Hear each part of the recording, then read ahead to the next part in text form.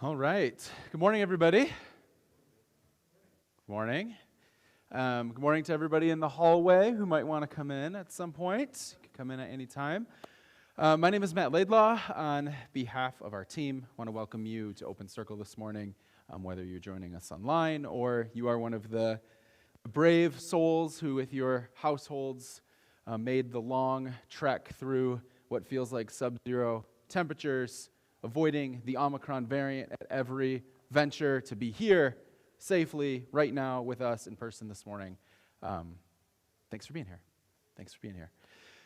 This morning, I'll just be honest, I'm not the sort of person that likes to try and keep things hidden, want to pull back the curtain and let everybody know what's going on. Grand Valley has been an awesome place for us to gather on Sunday mornings. It's worked seamlessly, allowed our team to do things really well on Sundays. For some reason this morning there was a little wires got crossed in communication, or maybe there's illness on their staff, but we couldn't get to just about everything we need to make the gathering happen until about 10 minutes ago. So, childcare stuff, registration stuff, hospitality, everything from getting the coffee ready and all that sort of stuff. So our team's scrambling a little bit this morning. I feel like, I'm not getting any younger, but I'm usually not this much out of breath by this point in the morning. So, forgive us for that, and thanks to everybody who's here. I think just about everybody in here I'm looking at right now, I saw you carry stuff and help get stuff ready in the past 10 minutes. So thank you for being willing to help us get ready this morning, and thank you for being gracious with us in terms of us not having the warm welcome wagon, or at least the warmest possible welcome wagon we could have on a Sunday morning. So with that, whatever unfolds this morning, the invitation is the same to all of us. We want this to be a space that really anybody could feel at home, regardless of age, or any of the ways that we might categorize ourselves or one another, or any of the ways we might identify. We hope this feels warm and at home for each of us here. So please do what you need to do, explore the space. I don't even know if we have all our childcare open this morning, so if your kids need to play with fire trucks in the back, that's fine. The sirens won't bother me. Go for it. Do what you need to do. Blocks, Legos, crayons, markers, that sort of a thing. And then this morning, rundown of our schedule in a moment. I will offer our opening practice. After that, our friend Tim Sayers will be sharing some music. Lex Cummings will be sharing our story for all ages. We'll practice standing circles together, and then I'll offer a brief teaching near the end of our gathering. Sound okay? Just like last week. Would you tell me if it wasn't okay? Would you? Russ says yes. Russ would tell. I think Russ might tell me. Okay, but before we go any further, let's take a moment and welcome one another. Stand up if you're willing and you're able. Say hello to some familiar faces. Introduce yourself to some new faces and say hello.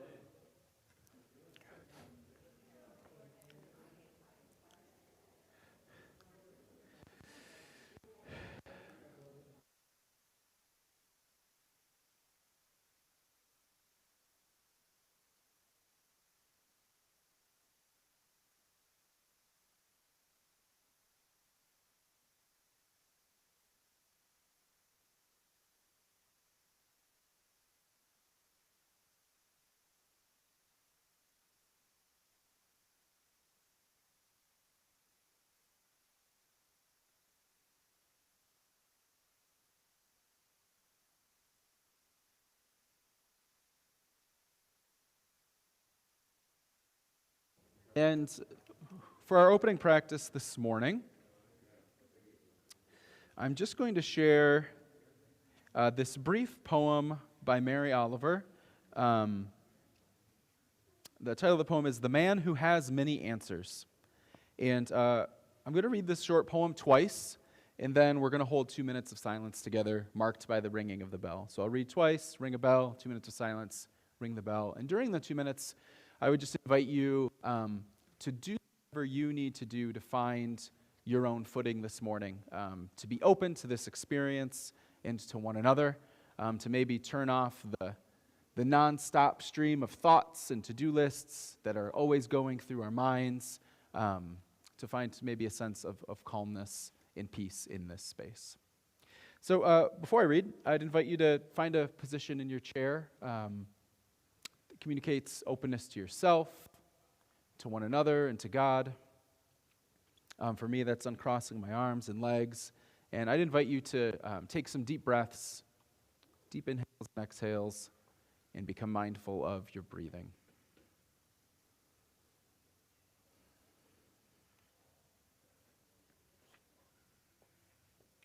This is The Man Who Has Many Answers by Mary Oliver.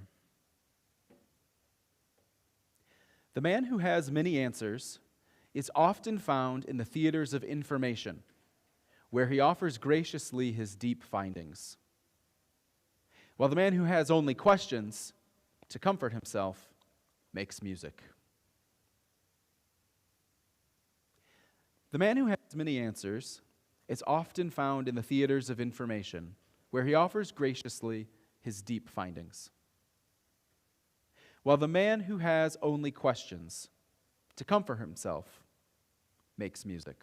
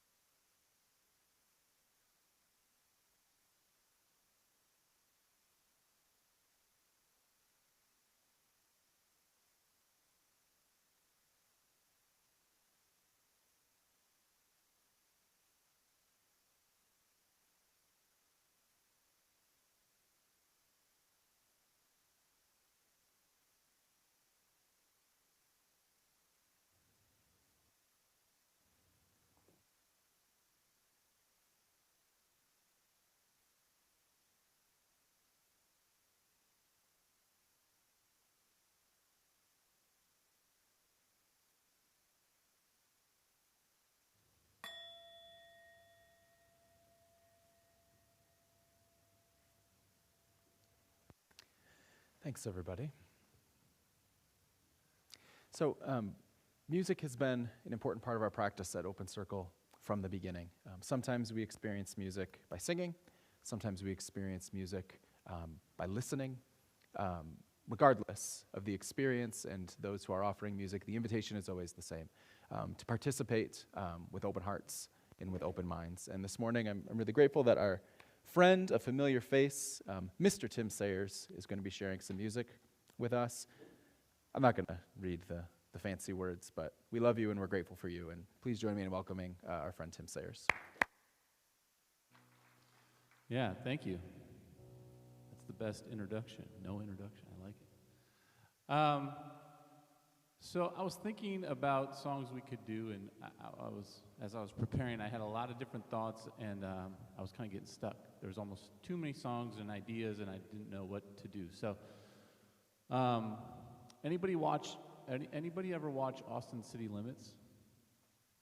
A couple people? Okay. So, I love Austin City Limits, and they recently did a special where they inducted a band, Wilco. Anybody like Wilco? A couple people? Okay. And Wilco did this song called "Shot in the Arm." It's a song that they wrote and recorded, and I thought that was pretty funny in a way because at this particular time there's obviously kind of double meanings to that as far as the lyric. Maybe all I need is a shot in the arm. I thought that was a pretty appropriate lyric. But also, you know, that song was written long before people were giving out COVID vaccines. And the idea of a shot in the arm being this, like, I need some kind of boost. I feel stuck. I need something to kind of inspire me and push me through. Maybe I need a shot in the arm or a boost. And I felt like I could relate to that this week as well. Anybody else feel like they could use a little lift, a little something? So whether you need a literal shot in the arm or whether you need a boost, I think that this song might be appropriate for us today. And specifically, he's talking about adapting to changes, like something is going on, something is changing, and how do we deal with that? So I feel like it's something that maybe we can all relate to. So I'm going to sing this song. It's called "Shot in the Arm."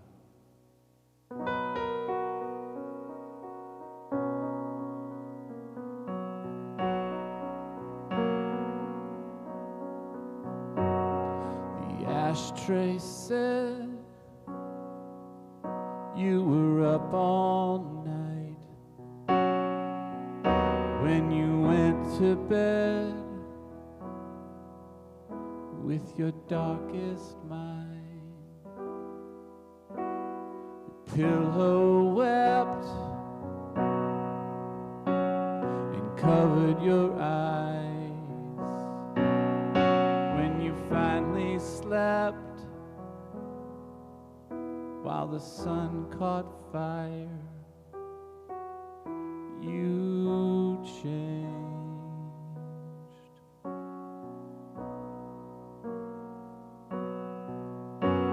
We fell in love in the key of C. We walked along down by the sea. You followed me down the neck to deep, and we fell again into the sea. You changed.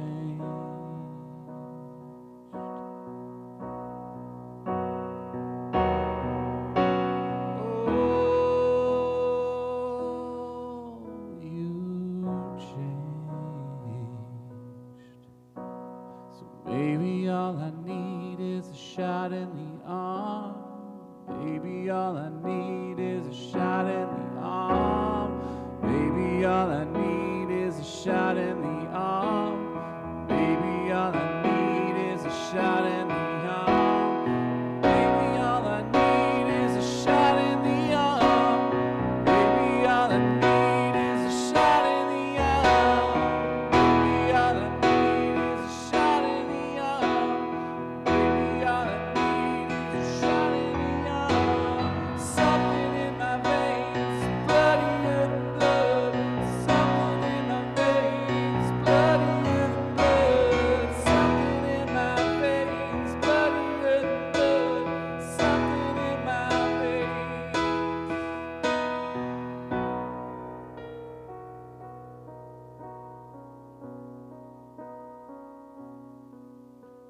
The ashtray said you were up all night when you went to bed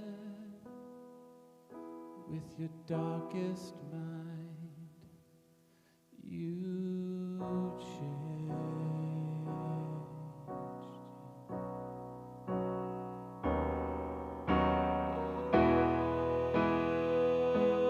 Oh, you've changed.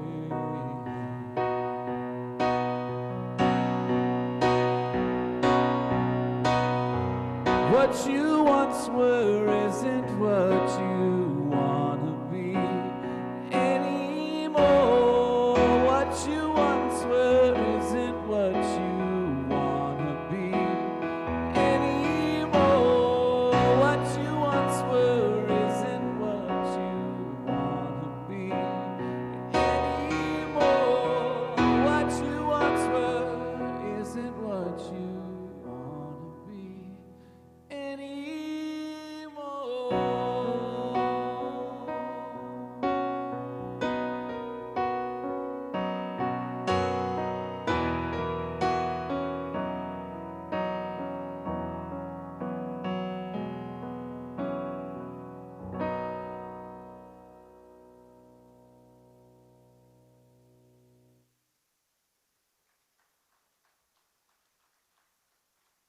Thank you.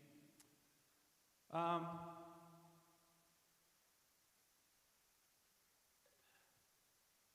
wanted to do a little interaction if we could. I always like it when everyone can sing along, but I recognize y'all are wearing masks, and I appreciate that, and it's a little bit hard to sing that way. So I want to at least have a little bit of interaction if we could. I want to do a little word association. I'm curious what comes to mind when I say the word home. Anybody have any thoughts? Warmth? Yeah. Your house? Yep. Any other thoughts? Just what randomly, you hear the word home, belonging, good. Family, sanctuary, there we go. Safety, yes. And your stuffed animals, yes. Welcome. Yeah, I was thinking about singing this song, the next song today. It's a song that I wrote called Home, and I realize there's a lot of songs that are about home, and typically it's about a longing for home. And I was thinking about what that might mean for us, that there's sometimes that longing for home is like a nostalgic, like to go back to the home of our youth, even though if we were really honest, most of us wouldn't want to go back to that place and at least live there all the time. But there's something symbolic about it. Home is a bit of an archetype, I think, for us as human beings. It's very symbolic, and I like a lot of the different words that we're throwing out there, right? There's this idea of comfort and safety and belonging, whether it's family or what have you, and I wonder how often many of us experience something like that, where we would like to experience more comfort or more safety or a greater sense of belonging. Anybody? Then maybe this imagery would be that which would connect with you as well.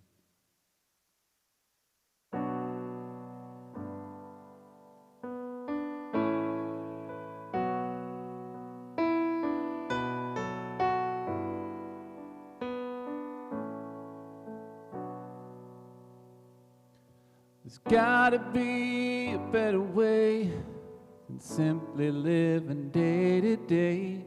There's gotta be a way to somehow feel more alive. There's gotta be a better reason for this extended rainy season. There's gotta be a way to make all this sadness subside.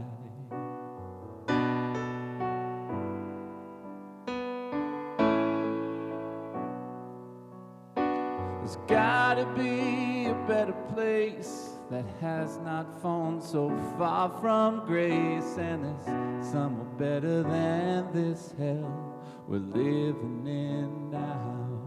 There's gotta be a way to stand back on my 2 feet again, and there's gotta be a way to keep myself up off the ground. 'cause I feel so damn tired, and I feel all alone. So won't you please just take me home, home, take me home.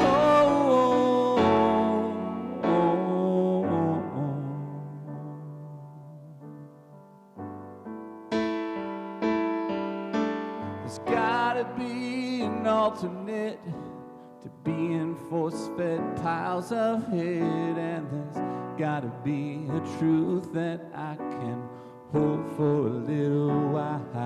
There's gotta be renewal fast, or these old feet will forget how to dance, and there's gotta be a way to get back the wonder of a child. 'Cause I feel so tired,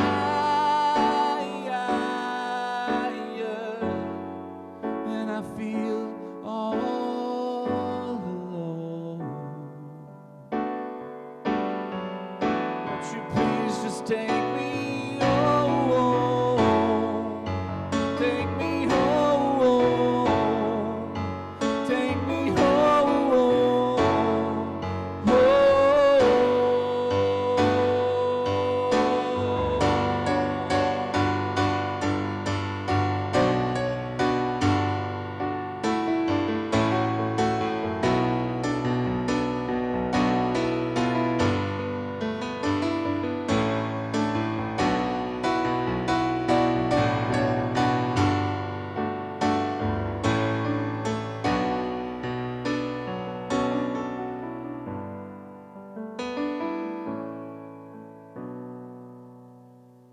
gotta be redemption here.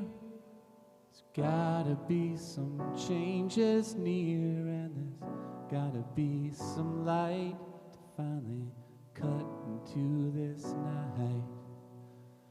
There's gotta be a place to rest. There's gotta be some happiness, and there's gotta be a day when all this wrong will be made right. 'Cause I feel so damn tired, I feel all alone. Won't you please just take me home,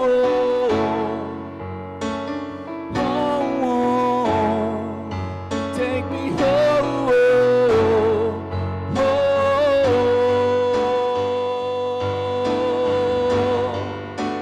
please just take me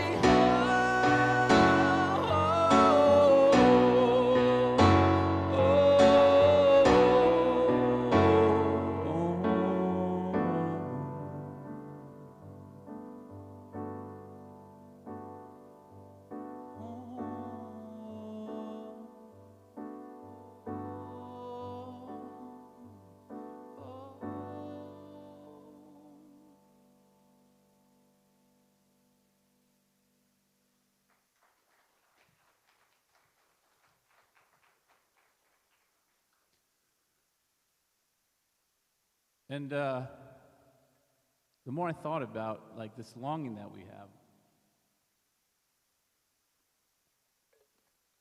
and kind of the archetype of home in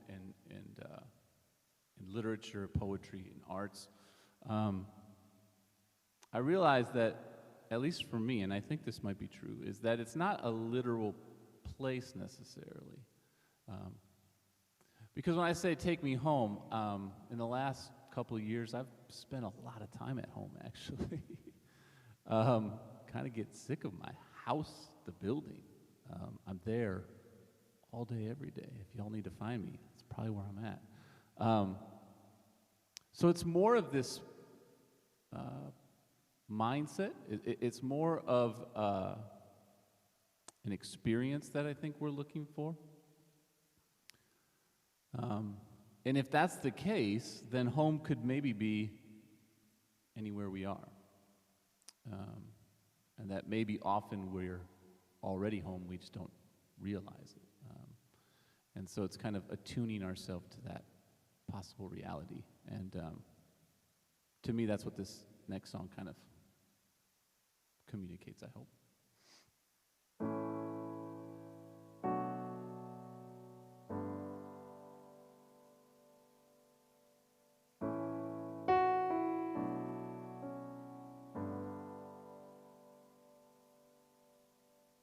Home is where I wanna be. Pick me up and turn me around. I feel numb. I was born with a weak heart. I guess I must be having fun. The less we say about it, the better.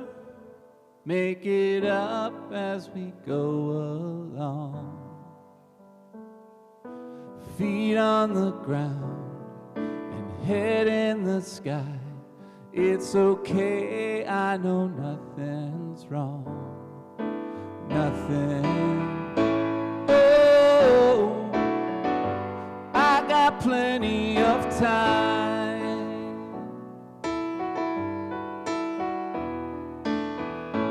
Oh, you got light in your eyes.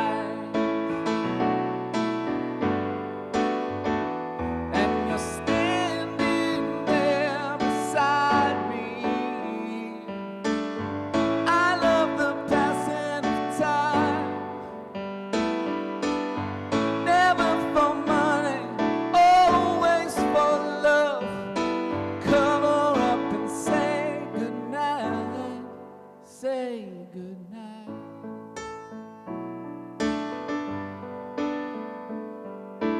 Home is where I wanna be, but I guess I'm already there. I come home, she lifted up her wings. I guess that this must be the place. From the other, did you find you or did you find me? But there was a time before we were born. If someone asks, this is where I'll be, where I'll, oh, be drifting and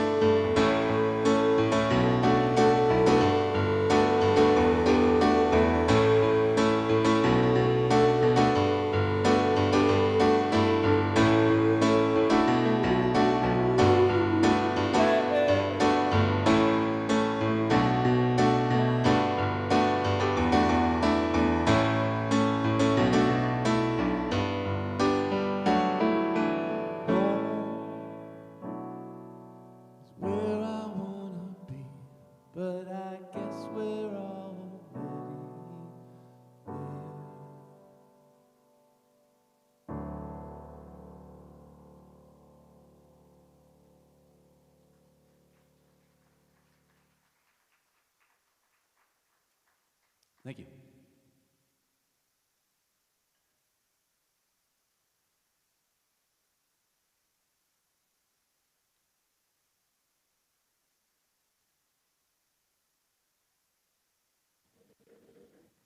Oh, that's a plant.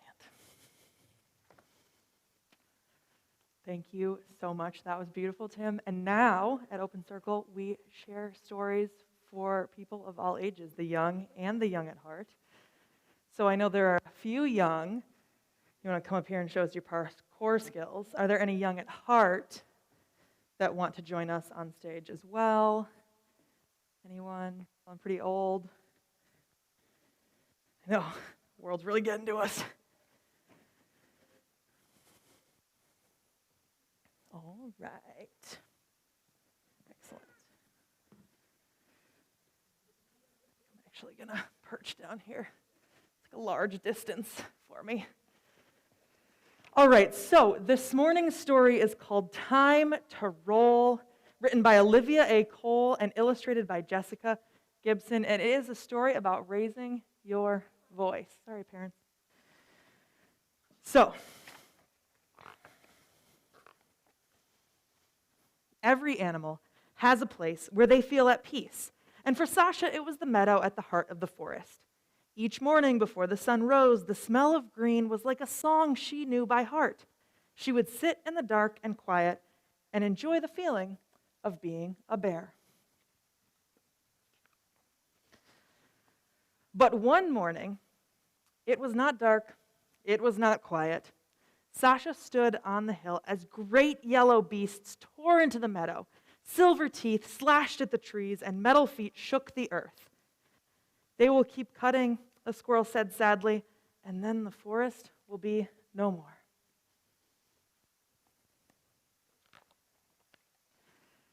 I must save the meadow, Sasha said, and she started down the hill toward the yellow beasts. But the squirrel stopped her. Don't go roaring, he said. We should call the animals together and discuss what is to be done. Sasha knew her roar was mighty, but maybe the squirrel was right. He climbed the tree and chattered the song that all animals know. The animals came out one by one. When they'd gathered, the squirrel began to speak. Machines have come to our forest. What can be done? I will stop them, Sasha growled. No, no, said the bluebird. Let me sing to them sweetly. That will make them think twice. The bluebird winged down to the meadow. Chirping a pleasant tune, he flew loops around the machines. But the metal clamor drowned out the sweetness. The crashing of trees made Sasha tremble. Next, the rabbit hopped forward. I will thump my foot against the ground and distract them, the rabbit said. But the rabbit hopped down to the meadow where the blades cut through the clover. The rabbit raised her strong back foot and thumped hard. But the ground was already quaking beneath the machines, and no one heard. This time the deer jumped up. I will stop them, said the deer. I'll be fast and lead them away from our forest. But when the deer leapt into the meadow, the yellow beasts only rolled on and on, tearing up the grass and soil. We must hide, the squirrel said. It's the only way we'll survive. Sasha gazed down at the forest around them and became more broken. Soon, her meadow wouldn't be a meadow at all. Inside her, anger welled up, sparkling. Maybe it was stronger than the yellow beasts. She lumbered down the hill to the meadow. She thought of the ways the other animals had tried to save this forest, and she knew what had to be done. It wasn't sweet, it wasn't a distraction, and it wasn't running or hiding. Sometimes a bear had to raise her voice. Sasha roared, then she roared again, and she roared until the yellow beasts shook. She filled the meadow with her bellow. When Sasha stopped, the world was very still. And then the ground began to quiver. This time, as the yellow beasts fled. Sasha stood alone in the meadow. The ground was torn from the teeth of the machines, but shook no more. She knew clover would grow again one day. The other animals came out of the forest. Singing sweetly did not work, chirped the bluebird. It could not distract them, said the rabbit. Running did not lead them away, said the deer. I was wrong, said the squirrel, and hiding was not the answer. Sasha smiled at the setting sun. Soon the grass would glimmer with dew. You weren't wrong, friends, Sasha said. Sometimes you must sing sweetly. Sometimes you must run and distract. And sometimes you must hide to survive. But sometimes, she said, settling herself on the ridge with a happy sigh, you must be a bear. Sometimes you must roar. The end. Thank you all for listening.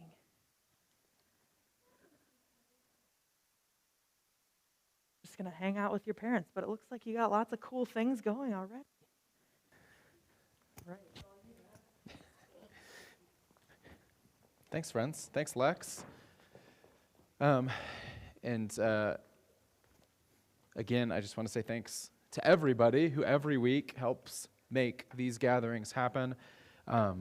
Lex and Andrea, thank you every week for helping to set up and help coordinating setup. Yes. For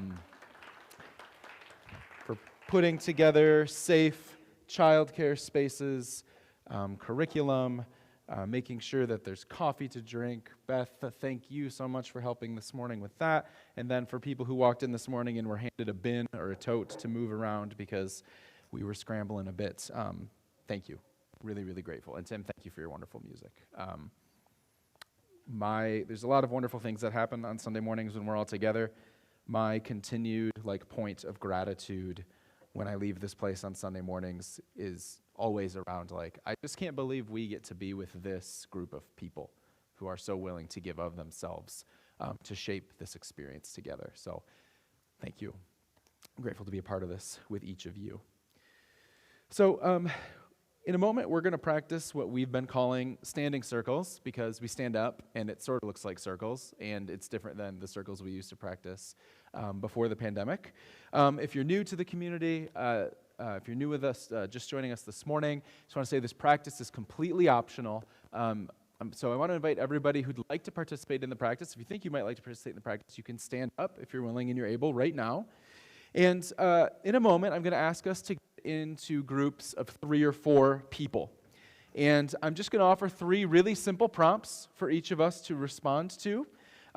Each person will have a chance to respond to the first prompt, then each person to the second prompt, then each person to the third prompt.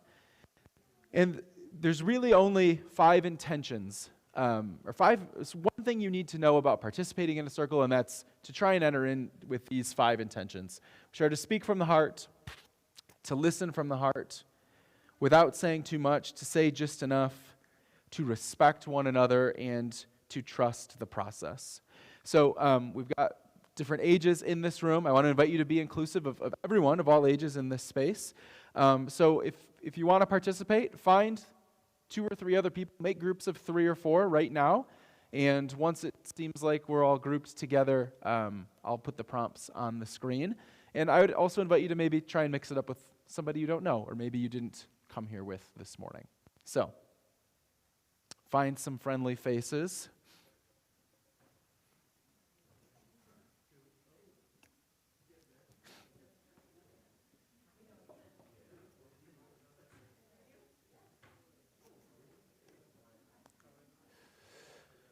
Okay. And our prompts for this morning is to share your name, and if you are spring, summer, fall, or winter. And please share why. The second one is, what sport would you compete in if you were in the Winter Olympics? Biathlon, of course. That's just me. That's the one where you ski and shoot, right, at the same time, I think?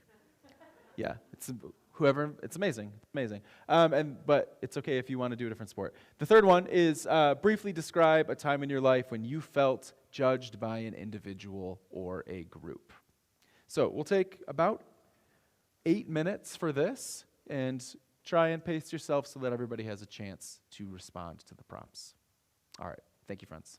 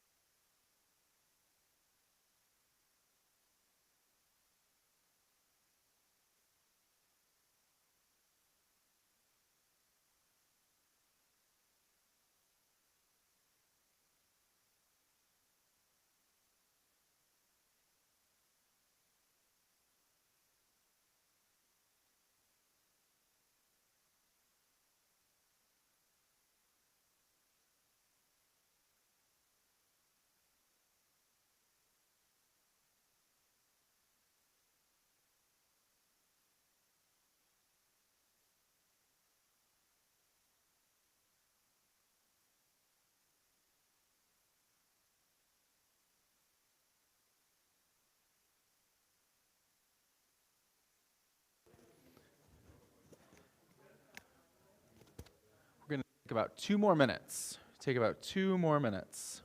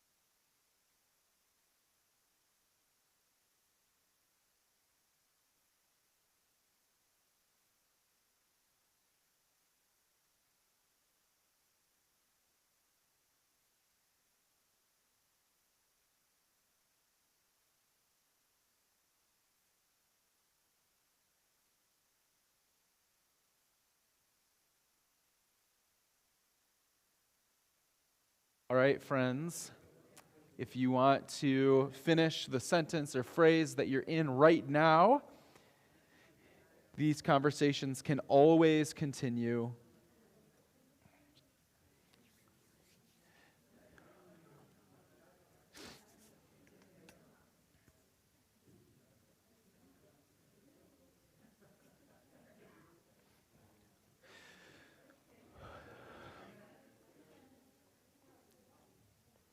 All right, friends, thanks for being willing to encounter one another and yourself and to participate in this practice together.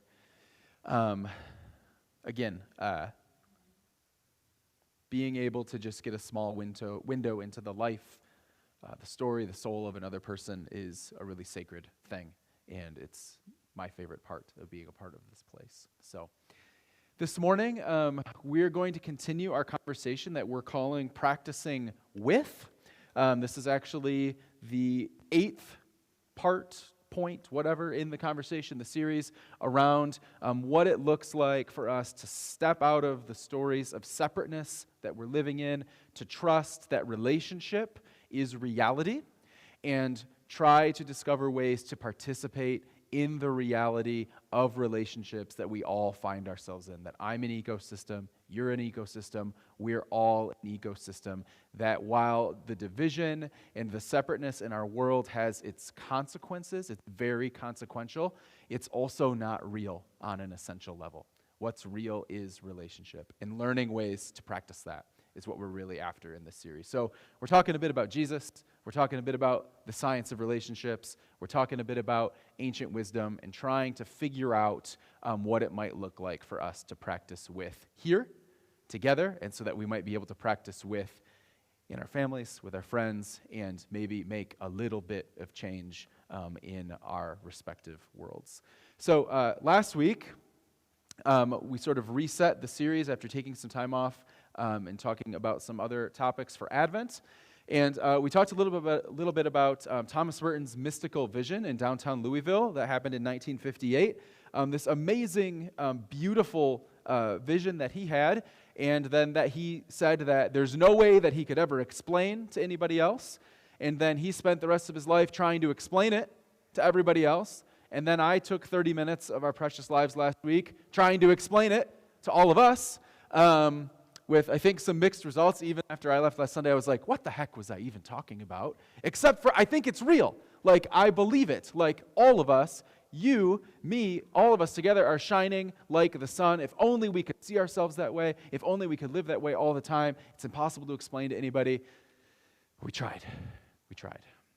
Let's hold that in mind, that possibility in mind, that each of us are shining like the sun, and that the separateness that we're living in is an illusion that we're all invited to wake up from. Let's hold that in our minds as we push forward in this conversation about practicing with. Because this morning, I want to revisit briefly where we sort of stopped the conversation almost 8 weeks ago around the conversation of restorative practices.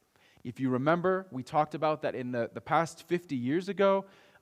Scientists, social scientists around the world have been trying to understand why have some groups of people throughout history been able to live in connection with one another, in harmony with one another, and repair harm when it occurs in a way that feels very unique and different from the way the rest of the world has seemed to operate throughout history, living in these stories of separateness and division and violence and contempt. And what we talked about together was that what has emerged from this research is what is called restorative practices, an evidence-based approach to building community and resolving conflict. So what this group of researchers has done is they've looked at what seems to be working in these places and among these groups of people, and why might it be working? What can we learn from it? Not just so that we can understand it uniquely from a historical perspective, but also so that maybe the rest of us might be able to put these things into practice, so that the rest of us could do these things on purpose all the time. In short, there's stuff that's always worked, and now we have a little bit of an understanding of why, and now more of us can try and do it together. And what emerged from the research was this fundamental hypothesis: that human beings are happier, more cooperative and productive, and more likely to make positive changes in their behavior when people do things with them rather than to them or for them. When people do things with them rather than to them or for them. And the way this is sort of fleshed out really practically is what is called the social discipline window. So I hope you're sick of seeing this, even though I try to only drop it in like every 2 weeks or every 3 weeks. We're going to keep doing this at least through the spring, because this image, this tool, this framework is how we can put all of this together. And though it seems really simple, and it might be at some point become a little bit of white noise to us, I want us to consider using this as a tool for our own awareness of the environments that we're in, the relationships that we're in, and self-awareness about ourselves for our behaviors in certain relationships and in certain environments, because if we want to proactively practice with, if we want to step out of these stories of separateness, we need to first become aware of how we're even existing so that we might be able to put some very specific things into practice.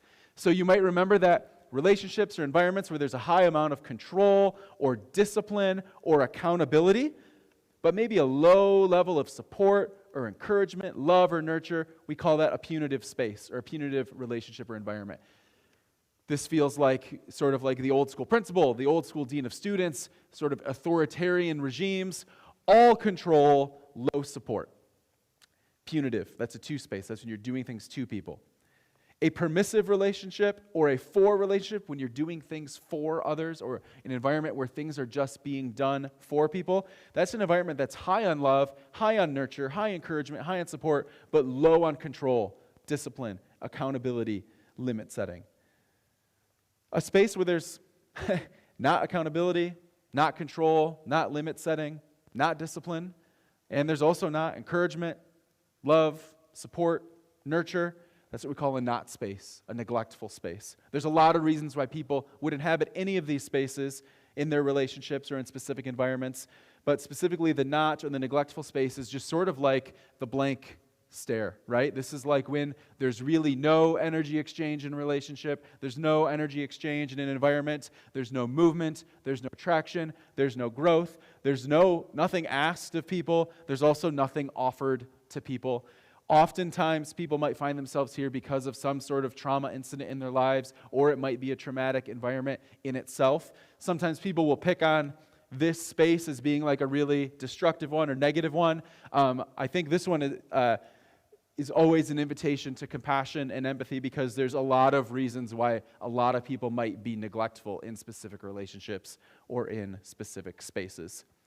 And then, of course, what the science revealed is that environments that are high on accountability and control and limit setting and discipline, environments where something is asked of you, something is asked of us and me, but also environments where there is a high level of love, encouragement, support, empathy, nurture, where something is offered and exchanged, where both of those things are at a high level, that's what we call a with space.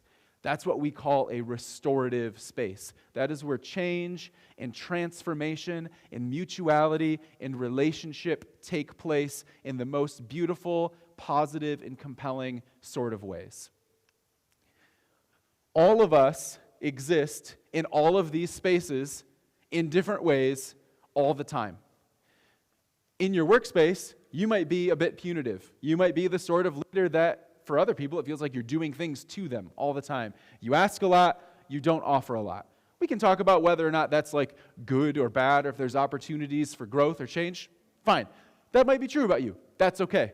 But as a parent, or as a partner, or as a roommate, you might be somebody who exists in a more permissive space. You're always giving, you're always offering, and you're not actually offering any accountability in return. You're not asking for anything in return. You could be like this at work. You could be like this at home. Again, I see some roommates giggling about that right now. That's fantastic.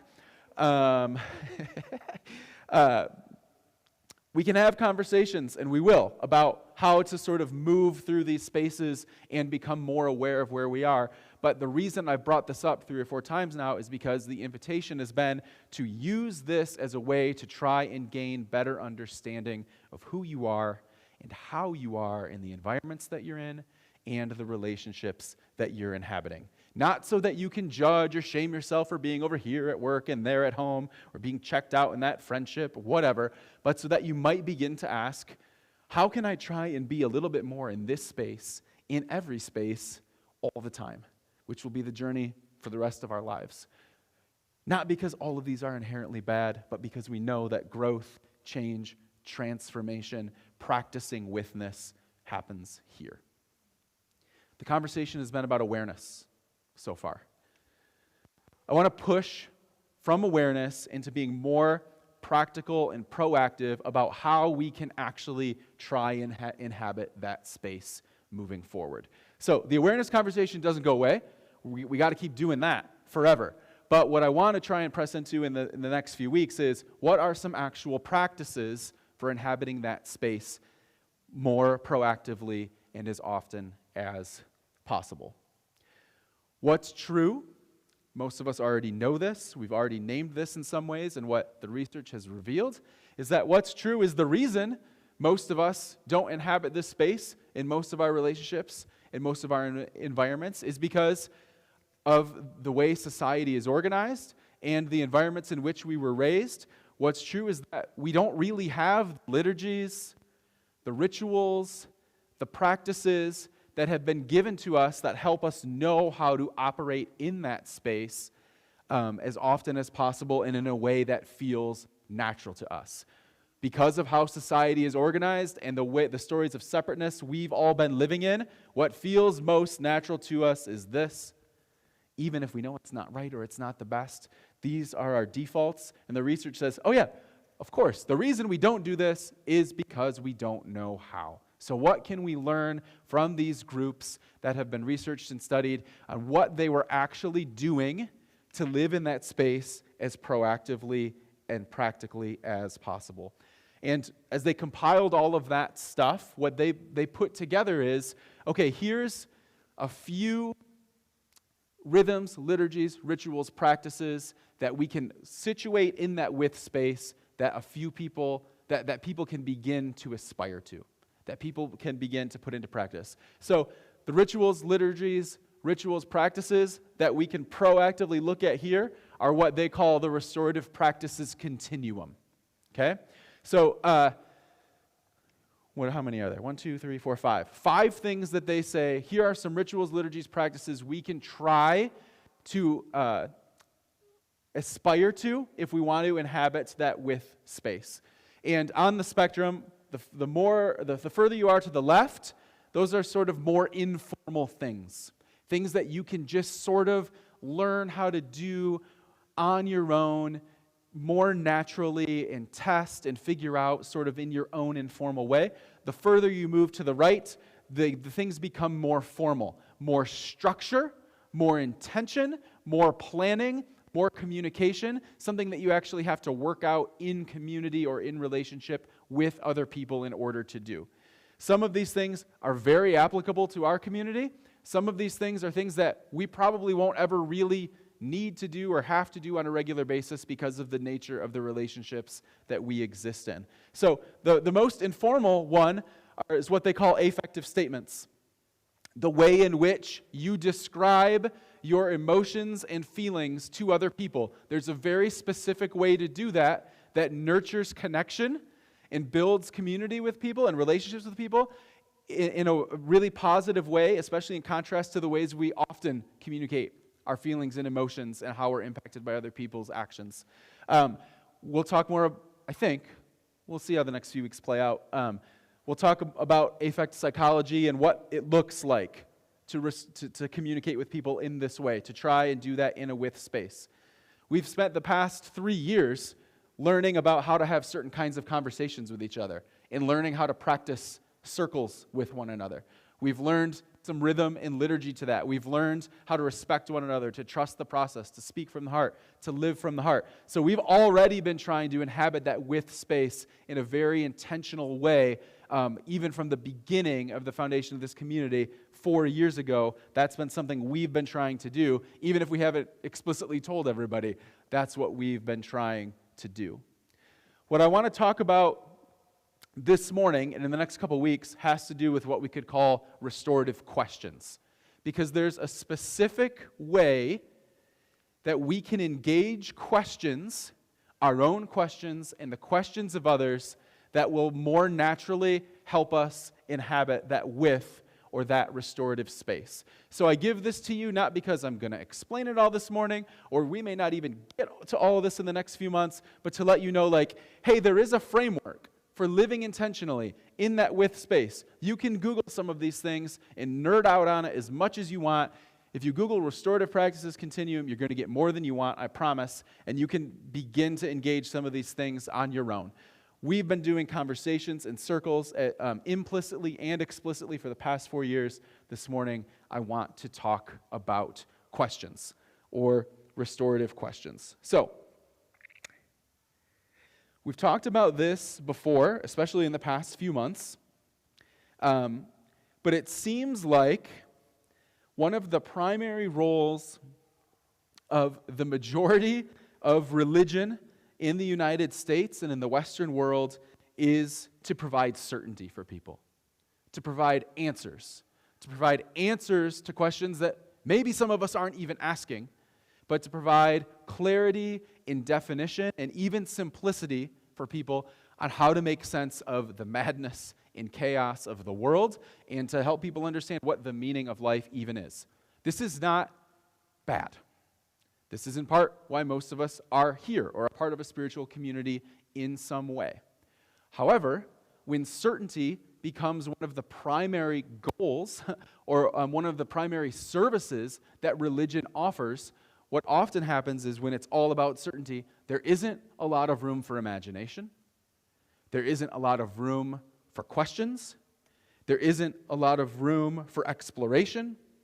There isn't a lot of room for debate. There isn't a lot of room for curiosity.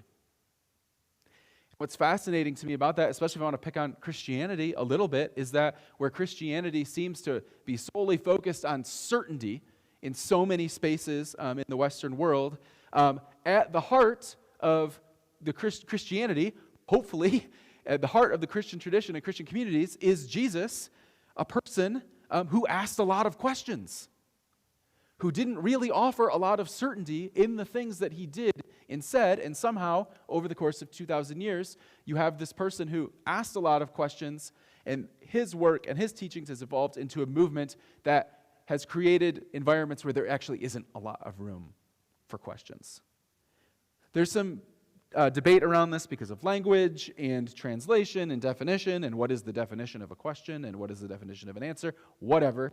But there seems to be some consensus around these numbers that in the Gospels, Jesus asks 307 questions. Jesus is asked 183 questions. Jesus answers 3 questions. What a jerk, right? I don't know if I should have just said that or not. It's fine. It's fine. Couple of observations about this. We don't actually know that much about Jesus. We have 4 little books or letters in a much larger book that's hundreds and thousands of years old. And even those 4 little books only contain a few things that he said. And of those few things that he said, 307 of those things were questions. And I think that often, if you've dug into this at all in the past, it can seem like, oh, well, this was just sort of like a rhetorical device for Jesus. Like this was just sort of a game he was playing or how he taught. And I think that might be true in part. But I think it also reveals, just on a basic level, that Jesus was genuinely a curious person. How do we have so few things that he said, and yet 307 of them are questions that he asked? I think he genuinely wanted to know what people thought. I think he genuinely sometimes didn't know the answers to the questions that he was asking. I think that asking questions is how Jesus invited people into a deeper sense of relationship. Second, Jesus was asked a little more than half as many questions as he was asked. The people who encountered him seemed to have plenty of their own judgments or assumptions about who he was or what he taught or what he believed or what he was up to, and they seemed to have much less just curiosity than he seemed to have. It's possible that we could read these numbers as a basic reflection of the human condition in general. That most people especially in comparison to somebody who's awake, alive, in tune, divine, however you want to describe it, that most of us are lacking in basic curiosity about life, about mystery, about one another. Jesus asks 307 questions. The people around him ask 183. Third observation about this last one, Jesus only answered 3 of the 186 questions he was asked. I don't think it's because he was an evasive, dodgy person. I think that this number could even be misleading because while he only answered 3 questions, I think if we read the stories carefully, I can't find a time he didn't respond in some way. He often responded to the questions he was asked with another question, which is sort of an answer in itself, but doesn't count in these stats. Or he just didn't offer the response that maybe people at the time were looking for. So I tend to think, as I look at this, that Jesus was more interested in the process. I think he was more concerned about the connection he had with individuals. Because I think answers tend to end conversations. Jesus, what do you think about this? Here's what I think about this. Okay, now I can go on judging you. Jesus, what do you think about this? Good question. Well, what do you think about this and this and this? Oh, okay, now all of a sudden we're having a conversation. I think Jesus was genuinely curious. I think his curiosity sheds light on the nature of the human condition, that we tend to be less curious than maybe we ought to be. And I think all of this works together to show that for Jesus, he was interested in the process, that maybe while he didn't provide answers, he always responded, because answers end conversations, but curiosity can cultivate connection. Curiosity cultivates connection. The person who started the Christian movement masterfully practiced curiosity, which is why I believe that an authentic spirituality and an authentic spiritual community that's at all tied to Jesus and the Christian tradition must leave room for curiosity and questions, and ideally can keep growing into a community that knows how to intentionally practice curiosity with one another and the situations and the environments and the world that we encounter. I think to be connected to any sort of Christian spirituality means practicing curiosity, and if we want to practice with, it means learning how to practice curiosity so that we can intentionally inhabit that restorative with space. So it means learning to encounter everyone, all people, learning to encounter all circumstances, all environments, all situations with a posture of curiosity and questions. This, for some personality types, it's like, yes, of course. And for others, it sounds exhausting. Just give me the answer. Maybe I don't want connection. Maybe I don't want anything cultivated here. Maybe I just want to be able to move forward in this situation in my life. I understand those things, and I definitely understand those impulses. This is why I think this is more challenging for most of us than we might even acknowledge about ourselves and about others. What does it look like to actually practice curiosity? To trust that curiosity cultivates connection. Well, what is our default sort of like posture when we encounter other people? What's our default posture when we engage environments or situations, whether they be positive or negative or surprising or expected? What's our default posture? I think the American poet, Walt Whitman, and the good Reverend Ted Lasso say it well. Be curious, not judgmental. And this may be a little bit overly simplistic, but I do think that curiosity is the opposite of judgment. That judgment is the opposite of curiosity. And I would dare to say, for myself and for most of us, that judgment is our default when we encounter one another, when we engage in any circumstance or situation. We're constantly categorizing, making judgments about people, circumstances, environments, especially when we encounter anyone or anything that is different, or anyone or anything that makes us feel uncomfortable, or when we find ourselves in disagreement about anything, or someone who's challenging our values or our perspective or our worldview, our default is to move to judgment. But you can't be curious if you already have a judgment. And you can't cultivate connection if you're being judgmental. And I think ultimately why this is so important and why it sort of fits in that social discipline window is because when we live from a posture of judgment, yes, we're always sorting and separating and assuming everyone and everything, but what that does is it allows us to hold people and situations at a distance. It allows us to remain separate from one another as long as we have a judgment or an assumption. If we want anything different, if we want to step out of that story of separateness, then we need to get out of judgment and practice curiosity as a way of practicing with. So, in the next few weeks, we're going to talk more about some very specific questions that are evidence-based, that we can learn how to ask certain questions of people that lead us, that come from a place of curiosity and lead us as intentionally as possible into that with and restorative space with one another. And I have to think about this more, but I think we're actually going to do some role-playing with one another with some questions. We're going to get real workshoppy. So when 3 of us show up next week, I'll know it's because I told you that. That's fine. I'll still do it with whoever's here. We're going to keep doing that. But because those questions are so important. For now, I want to just give us one simple question this morning that can serve as a placeholder for us. A question that can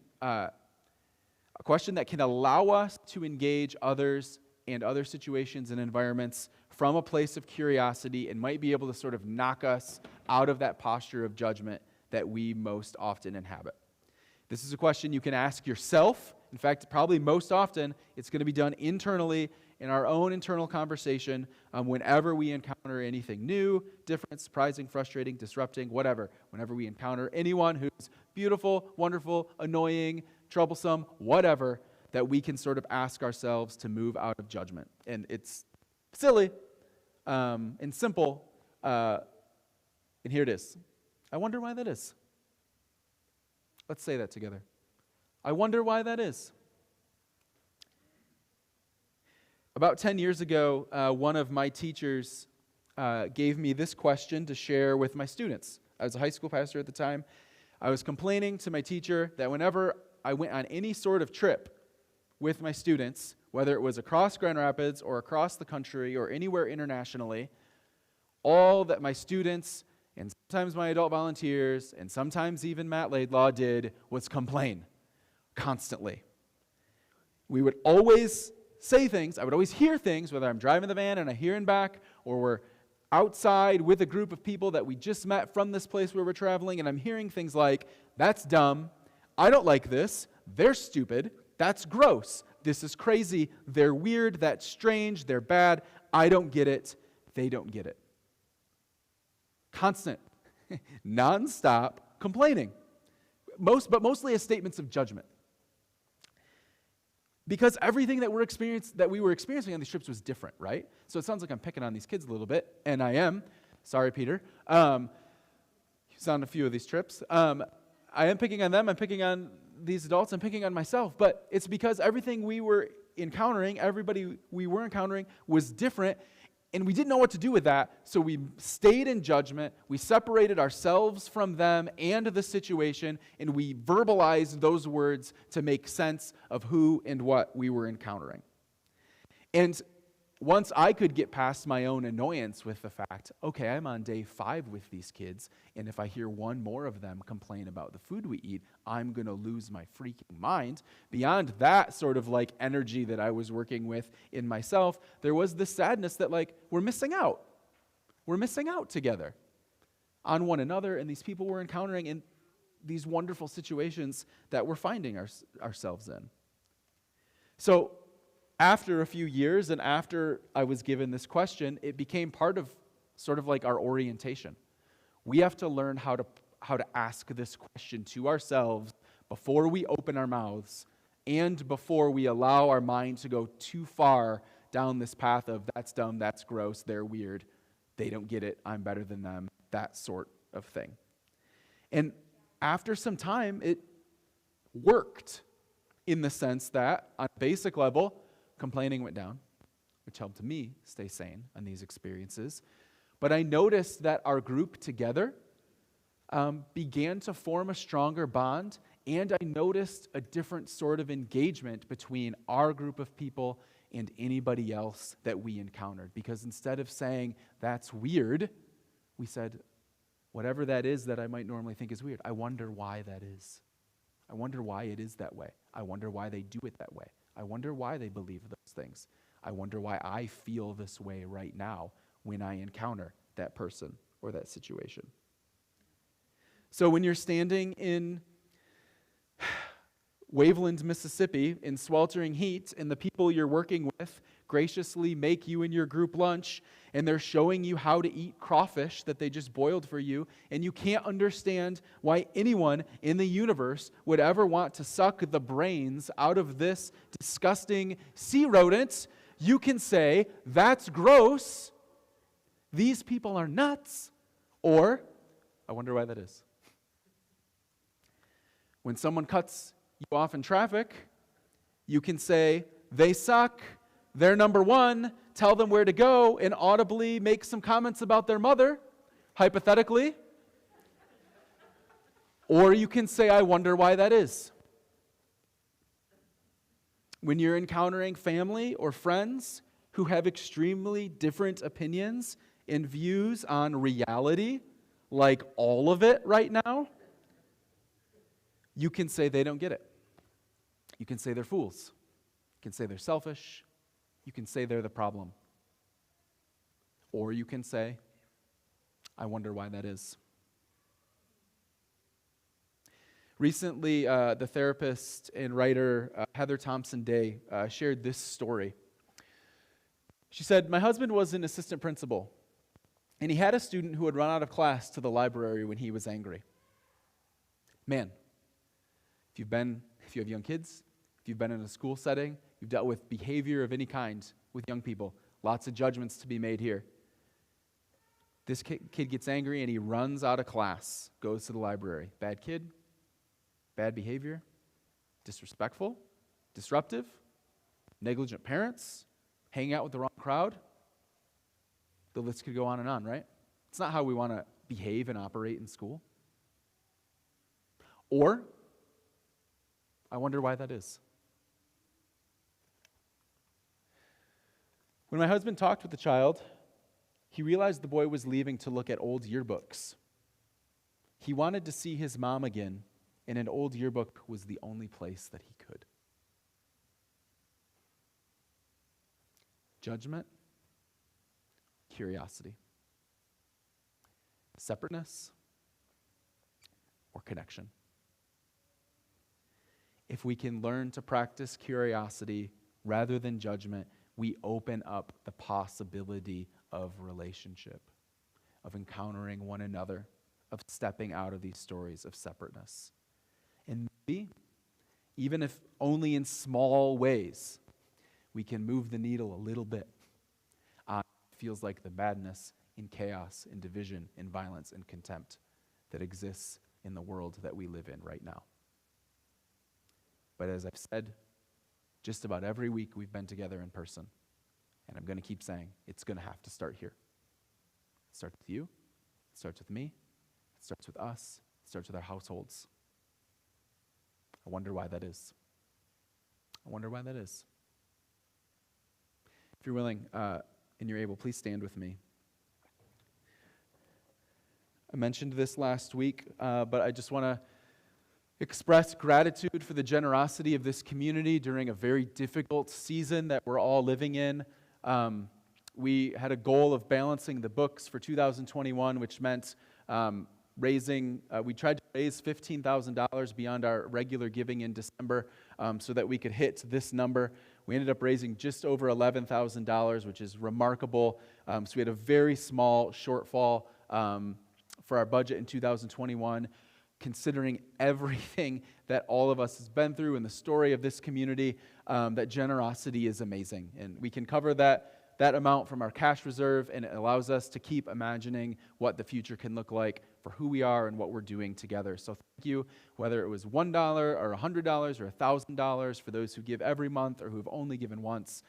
We're really, really grateful. We wouldn't be doing this or having these conversations without that sort of generosity. And if you have any questions about our finances, how we spend our money, where it goes, please talk to me or email us at info@opencirclecommunity.org. Happy to open up the books, explain everything, answer any questions that you might have.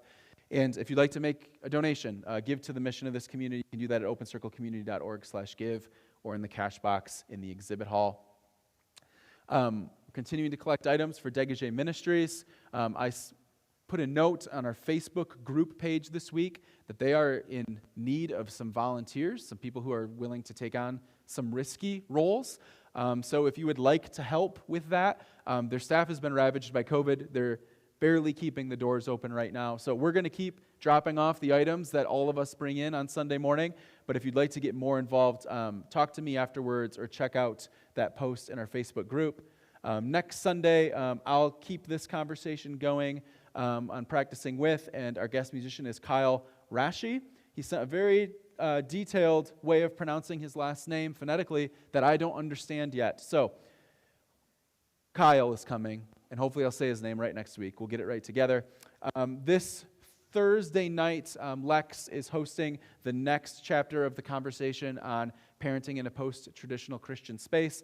That information is online. It's been a really fruitful conversation so far. If you're interested in that, talk to Lex or check out the info online. And then, per usual, if you're around in 15 minutes or so, love some help cleaning up. I have no idea if the kitchen got unlocked for us, if all the other items got upstairs. We might have coffee. We might not. I don't know. We'll have some treats that we all brought. Either way, we have one another. So enjoy one another for a few minutes, and around 11:45, we'll start cleaning up. So if you're willing, maybe hold your hands open in front of you. Receive these words of blessing and benediction for this week as we go.